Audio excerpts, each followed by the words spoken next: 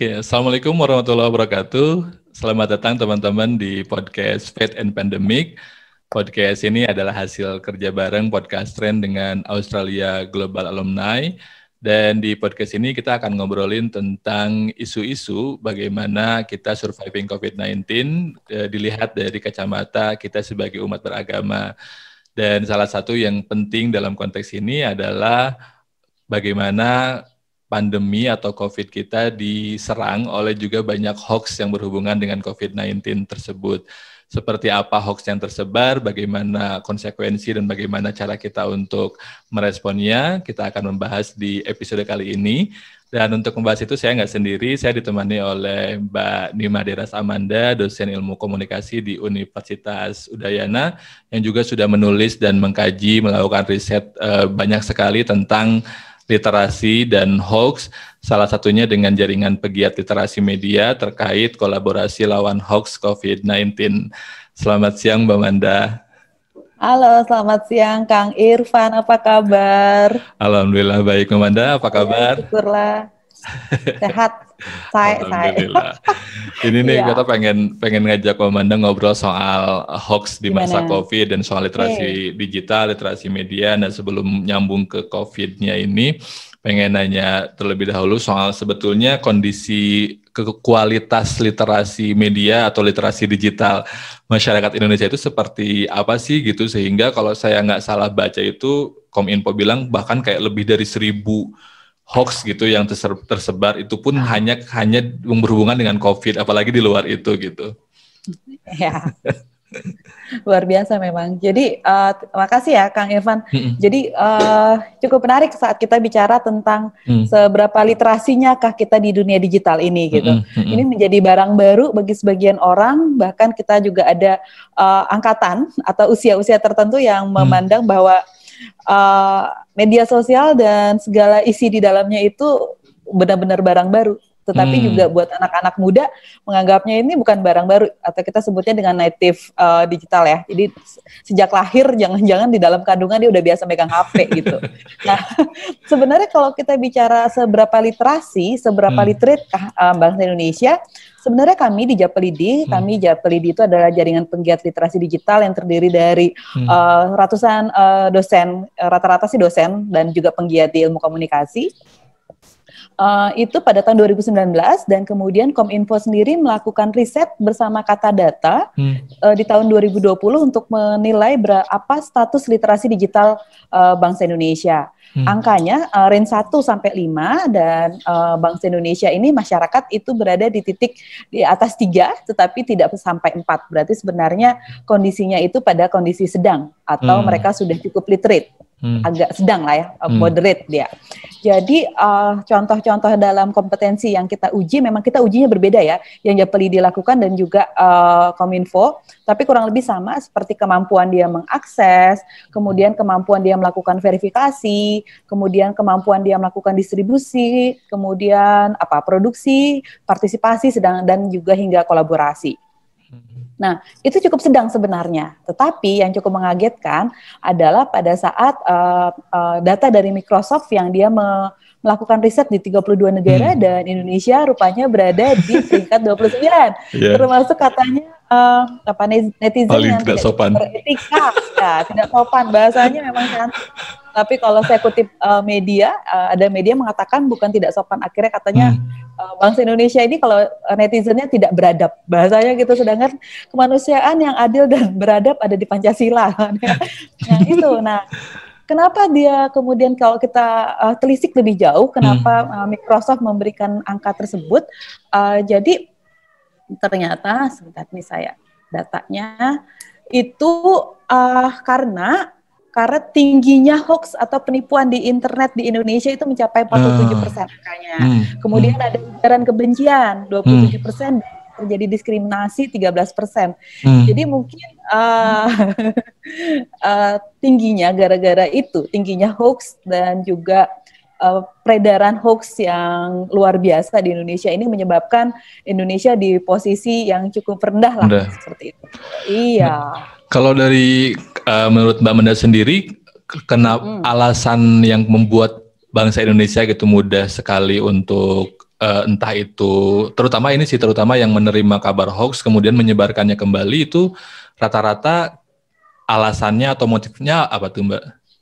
Nah, jadi sebenarnya kita bisa lihat dari sisi teoritis banget ya, teoritis banget, tapi juga kita bisa lihat dari sisi psikologisnya gitu.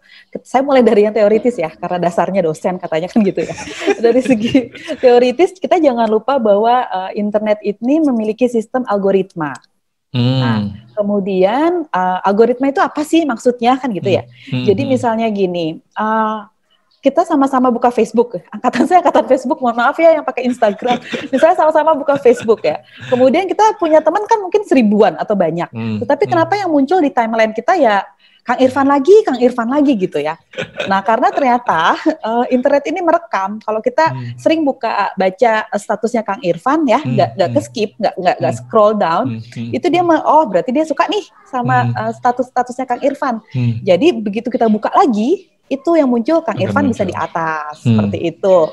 Nah, kalau enggak Anda boleh coba sendiri nih. Misalnya kalau misalnya buka Instagram di laptop sama di handphone. Nah, di handphone Anda buka si A aja, di laptop Anda seringnya buka si B. Padahal kita akun yang sama, tetapi internet menyampaikan yang berbeda karena dia menyimpan dua alamat IP. Nah, itu satu, itu yang perlu kita pelajari.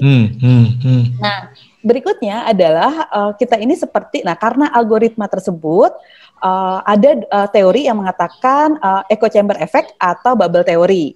Nah, bubble theory ini seakan-akan kita di dunia digital yang rame ini, itu kita seakan-akan tinggal di dalam sebuah gelembung. Karena apa? Karena algoritma tadi, jadi orang-orang yang kita baca atau berita-berita yang pro ke kanan atau pro ke kiri aja yang kita baca, kemudian internet akhirnya menyampaikan itu aja. Akhirnya apa? Kita serasa kayak dunia kita memang udah benar, tidak ada pandangan lain di situ. Jadi karena dia berada di luar bubble-nya kita, apa yang disampaikan oleh internet ya itu aja yang kita lihat. Atau kemudian kita sebut dengan echo chamber effect. Echo chamber itu kayak kita dalam ember, dalam chamber yang bereko. Jadi kalau kita teriak hai, yang kemudian sampai ke kita hai juga, nggak ada yang jawabnya halo gitu. Karena kita berada di ruang yang tertutup yang disajikan oleh internet tuh itu aja. Ada bukunya yang bicara itu, Eli Pariser yang bicara tentang apa yang internet tidak tunjukkan kepada kita. Nah, seringkali kan kita punya kecenderungan ya untuk information seeking. Kita hanya mencari informasi yang kita sukai, yang kita pengen, atau sesuai dengan benak kita gitu loh. Kalau ini beda gitu ya, nggak suka, ini pasti bohong kan. Tiba-tiba kita ngomong kayak gitu. Dan akhirnya kita skip, kita scroll down gitu kan. Kalau di Twitter kita bisa ngeklik, saya nggak mau ditampilkan informasi-informasi ini lagi. Nah, kita semakin terjerembab tuh di dalam gelembung, terjerembab di dalam chamber tersebut gitu. Karena kita tidak diberikan perspektif lain. Nah, jadi begitu kita masuk WA group, orangnya yang itu aja, di media sosial ketemunya itu aja. Jadi kita percaya itu adalah sebuah kebenaran, kebohongan yang terus-menerus disampaikan. Iya, menjadi kebenaran. Nah, itu menyebabkan orang sangat itu secara teoritik gitu. Karena yang tampil ke kita, yang masuk ke medsos kita, ya yang kita percaya selama ini, walaupun itu nggak benar gitu kan. Kalau secara psikologis kita selalu ngerasa bahwa bahwa banyak orang masih memandang apa yang diberikan oleh internet itu adalah kebaikan. Kalau boleh pinjam kata-katanya di Tilik ya, film Tilik kan mengatakan yang buat internet itu kan orang pinter, masa orang pinter bikin bohong gitu. Karena itu sebuah euforia bahwa kemajuan teknologi ini untuk sesuatu yang yang adil, yang indah, yang sejahtera gitu. Jadi apa yang muncul ya tetap dipercaya. Yang kedua, ya masa sih misalnya kita dapat hoaxnya, misalnya paling banyak hoax itu di Facebook. Misalnya itu di Facebook itu nyata. Nah, kalau di WA group itu kan biasanya siapa yang memberikan, ya masa sih Uwa atau Om, masa Om kita ngasih berita bohong sih kan gitu ya. Nah itu, apalagi sekarang hoax itu juga banyak beredar sumbernya dari orang-orang yang punya titel gitu. Misalnya, wah masa dokter sangat percaya dengan disebarkan oleh terakhirnya, sebarkan dokter siapa ditulis ya, rumah sakit mana gitu, kita bisa percaya, sangat naif untuk melihatnya, tapi itu yang terjadi yang menyebabkan hoax itu beredar sangat cepat. Anda bayangkan ya Kang Irfan, hoax itu ini berdasarkan penelitiannya MIT, jadi hoax itu secepat apa sih hoax itu tuh bisa beredar, kalau MLM itu ada downline ya, itu tuh sampai downline ke-19, waktunya hanya 6 menit, bayangin. Hanya 6 menit udah sampai bertahap ke-19. Dan tiap tahap kan banyak orangnya kan pasti. Iya, tentu saja. Dan itu kan beranak-pinak ya, seperti MLM lah. Yeah. Nah, tetapi kalau misalnya para penggiat literasi itu ingin mengklarifikasi bahwa ini salah, itu tuh perlu waktu untuk sampai ke downline ke-10 nih, hanya setengahnya, 10 itu 60 menit. Wow. Bayangin. Dan itu berhenti di downline ke-10 dan itu nggak disebar lagi. Gitu. Ya, jadi kalau yang jelek, yang gimana lebih cepet tuh orang nge-share. Iya, sedangkan untuk verifikasi dan segala macam perlu waktu sangat lama. Itu yang menyebabkan hoax ini jadi beredar sangat cepat. Gitu. Ada 2 sisi itu, Kang Irfan. Wah, ini mantap sekali memang kalau ngobrol sama dosen komunikasi langsung luas dan ini holistik penjelasannya. Nah, kalau hoax terkait pandemi sendiri, ada nggak sih kayak tema-tema atau topik-topik tertentu hoaxnya yang kemudian banyak tersebar yang berhubungan dengan pandemi gitu? Ada nggak sih Mbak kecenderungannya? Banyak banget. Banyak banget. Jadi kalau saya cerita dulu ya. Jadi kalau misalnya kita ada pandemi virus yang ada di seluruh dunia disebut dengan pandemi, sampai akhirnya WHO itu menyebutkan kita juga sekarang ada infodemik. Nah, pandemik itu kan meluas cepat. Nah, infodemik juga ada di seluruh penjuru dunia ini, informasi-informasi menyesatkan mengenai COVID-19. Itu kita sebut dengan infodemik. Bahkan WHO sendiri menyatakan bahwa ini lebih menyeramkan, lebih membahayakan, dan lebih menakutkan.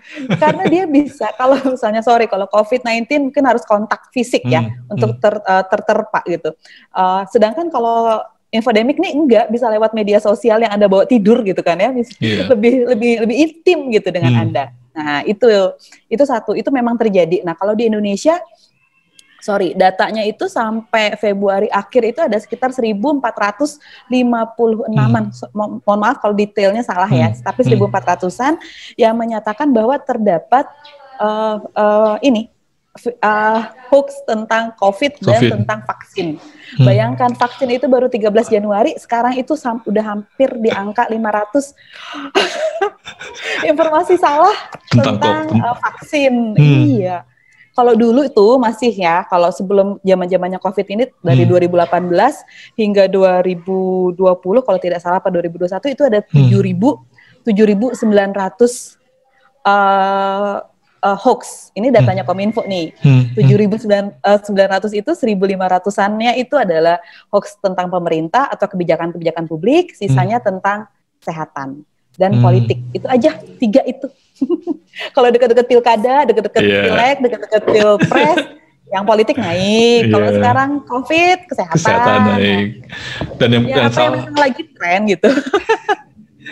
Dan salah satu yang paling banyak itu tentang vaksin tadi ya, Mbak? Iya, banyak banget tentang vaksin. Kalau tidak salah yang cukup menghebohkan itu, yang padahal dia adalah hoax, itu adalah tentang gambar para santri yang sebenarnya sakitnya muntaber kalau nggak salah, atau diare, tapi dibilang itu gara-gara vaksin. Padahal jelas-jelas vaksin pada saat itu baru di nakes gitu. Betul, nah itu beredarnya amat sangat luar biasa. Nah, dan foto yang diambil juga beberapa tahun sebelumnya ya kalau nggak salah. Iya. Jadi sebenarnya gini, jadi kan sebenarnya menjadi sangat mengganggu kita untuk segera sembuh ya. Betul. Atau pencegahan dan penanggulangan COVID ini, karena gini, vaksin ini katanya, kata WHO, saya bacanya dari WHO, itu menyatakan kalau negara mau herd immunity, atau pokoknya imunitasnya ada secara nasional, itu minimal 70% masyarakat itu tervaksin. Nah, data dari Kemenkes dan itu mengatakan bahwa pada bulan Oktober itu tuh masih di angka 69%. Udah tipis tuh. Padahal di situ belum banyak ada hoax tentang vaksin. Nah, begitu Januari, hoaxnya makin makin membesar, angkanya ini makin kayak mau terjun gitu kan ya. Gimana kita mau bikin herd immunity kalau masyarakat, pertanyaannya gini, apakah Anda bersedia divaksin? Nah, kurang dari 70% yang menyatakan mau divaksin, 69% pada bulan Oktober kalau tidak salah. Nah, di 2021 ini tambah terjun kalau yakin saya. Di bulan ini gitu.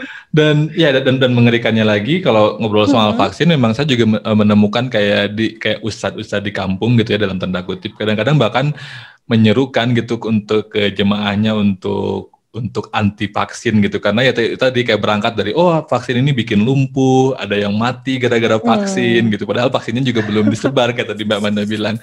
Nah, apakah hoax ini akhirnya jadi bikin orang banyak yang nggak percaya terhadap COVID, Mbak? Karena ya kalau kita boleh jujur-jujuran kan, kalau kita tanya gitu orang-orang, ada mungkin kayak sebagian orang yang dia nggak percaya bahwa COVID itu ada, atau percaya tapi COVID itu nggak seberbahaya yang disebarkan media lah, begitu bahasa mereka, atau bahwa COVID ini adalah konspirasi gitu. Apakah ini gara-gara hoax? Apakah hoax berkontribusi terhadap ketidakpercayaan ini, Mbak? Oh iya, jadi sebenarnya infodemik yang beredar itu ragamnya banyak, dari yang paling ada yang kita sebut dengan misinformasi ya. Jadi memang informasi yang disebarkan oleh orang-orang tanpa dia menyadari itu salah. Jadi nggak ada intention, nggak ada niatan untuk nyebar ketakutan atau teror seperti itu. Nah, ini biasanya mak-mak. Mak-mak dapat info kayaknya ini bagus nih buat keluarga demi kesehatan ya. Ya udah disebarin aja ke teman-temannya, ke tetangga, seperti itu gitu. Nah, itu sampai yang tadi konspirasi tadi yang akhirnya kita kenal dengan nama pandemic. Nah, pandemic ini apa? Jadi katanya pandemic yang direncanakan gitu, yang penuh konspirasi. Kita juga sempet kan kemarin ada videonya yang bicara tentang ini terus ditampilkan dengan yang lain-lainnya. Nah, tetapi itu yang terjadi memang luar biasa. PR-nya tuh banyak banget, dari meluruskan para emak-emak ini, ya kan, sampai ke melawan orang-orang yang punya pemikiran yang udah enggak, ini konspirasi. Itu sama beratnya sebenarnya. Mungkin yang orang-orang yang punya plek ini konspirasi tidak sebanyak emak-emak tadi, tetapi mereka kan punya pemikiran yang luar biasa, dan biasanya mereka punya followers yang banyak. Nah, itu masalahnya, salah satunya yang menyebabkan kesulitan melawan ini adalah kekuatan mereka lebih kuat, dalam artian mereka influencer atau dia itu tadi influencer yang punya banyak followers dan yang lainnya. Itu menjadi penting. Sebenarnya pemerintah juga sudah punya banyak segala cara nih untuk membantu biar orang tambah paham tentang vaksin. Baik dari sisi budaya, menggunakan misalnya kalau di Indonesia ini kan ternyata tetua-tetua adat, terus para pemuka agama itu masih didengerin gitu kan. Oleh karena itu kita sering banget nih ada berita tentang, terutama di Jawa Timur ya, misalnya Kiai Haji siapa divaksin, seperti itu menjadi sangat penting untuk membuat orang percaya gitu. Jadi perlu adanya figur-figur. Nah, seperti itu yang bisa orang lebih percaya. Itu yang terjadi sekarang. Yang banyak harus dilakukan yaitu gitu. Makanya suka ada kampanye orang di belakangnya, saya sudah vaksin, itu untuk menguatkan gitu. Vaksin tuh nggak apa-apa, karena sebenarnya kan di Indonesia sendiri tidak hanya tentang vaksin COVID, imunisasi sendiri kan sebenarnya masih belum selesai. Masih banyak orang yang nggak percaya akan imunisasi gitu. Betul. Jadi memang kita dari dasarnya sendiri banyak yang masih antipati seperti itu. Jadi PR-nya luar biasa. Sampai Ikatan Dokter Indonesia menyatakan bahwa ya kalau akhirnya masyarakat nggak percaya dengan vaksin ini, yang masalah lagi bukan pada kita, tetapi pada akademisi komunikasi katanya yang tidak bisa meyakinkan masyarakat. Tugas besarnya berat banget kita. Kayak gitu. Ya gitu. Jadi sebenarnya saya sangat senang ya ada podcast ini. Kemudian siapa tahu bisa mengingatkan bahwa ayo kita vaksin, bukan hanya demi kita loh, tapi demi masyarakat gitu. Jadi mungkin kakek nenek kita nggak berani vaksin karena punya penyakit bawaan segala macam, ya kita lindungi dia dengan cara melindungi kita, gitu aja betul. Sih. Ya, jangan mikirin diri sendiri, tapi mikirin orang lain. Itu benar tuh, benar. Di COVID kadang-kadang kan kayak kita keluar nggak mau pakai masker gitu karena ngerasa bahwa imun kuat, terus ngerasa nggak ada ancaman. Tapi kita nggak tahu bahwa potensi pada orang lain yang mungkin lagi imunnya kurang bagus dengan kita nggak pakai masker bisa kayak gimana. Nah, terakhir nih Mbak Amanda pengen nanya tentang, ini kan tadi Mbak Amanda udah ngejelasin nih beratnya menghadapi hoax gitu ya. Tadi hoax tersebar dengan begitu cepat, 6 menit sampai 19 downline kalau MLM. Nah, dalam konteks COVID ini, dengan situasi seperti, dengan kondisi pandemi seperti ini, literasi seperti apa sih yang perlu kita lakukan gitu bersama-sama, agar kemudian bisa meminimalisasi dampak negatif dari hoax-hoax yang tersebar ini, Mbak? Pertanyaannya berat ya. Ini sebenarnya bukan tugasnya. Jadi yang terpenting ini. Jadi sebenarnya kemarin itu juga kita baru launching buku ya, buku literasi digital untuk ada 4 modul gitu.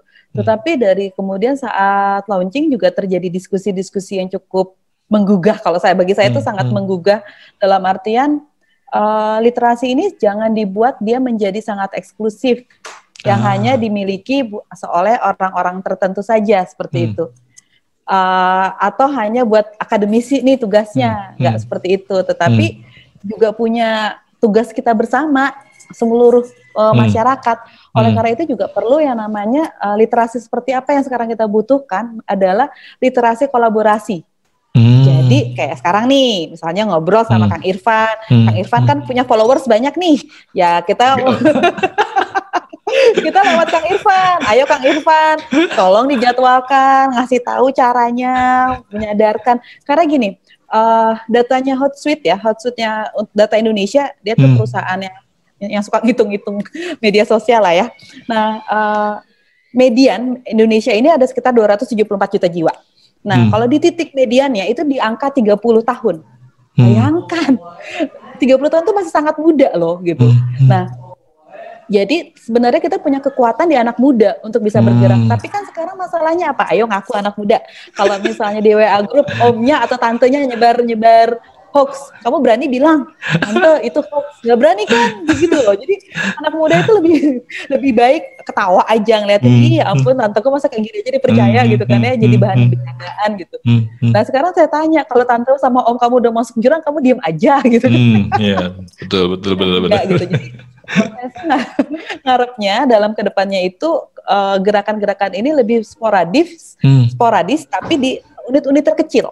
Apakah itu misalnya kelompok Karang Taruna seperti itu. Jadi memang udah nggak saatnya lagi nih misalnya Kominfo memang punya cek fakta atau ada cek fakta atau Kominfo juga punya channel-channel tersendiri, Mavindo itu ada, kita bisa ngecek. Tapi kan berapa banyak orang yang mau ngakses kayak gitu?